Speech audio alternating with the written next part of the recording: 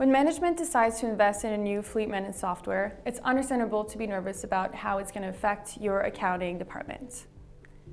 Typically, a good software will be able to transfer information automatically the way you want it. Your accounts, ledgers, and processes will be analyzed to distribute your expenses correctly. What we want to avoid is duplication of information.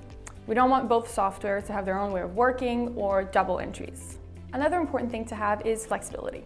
Do you want your data to be transferred in batches, or do you prefer a fully automated approach?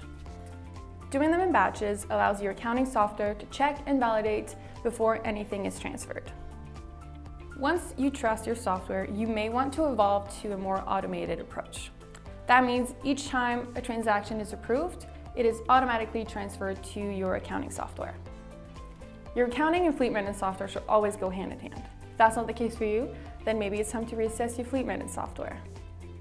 If you have any questions, please visit our website or contact a member of our team. We're happy to help.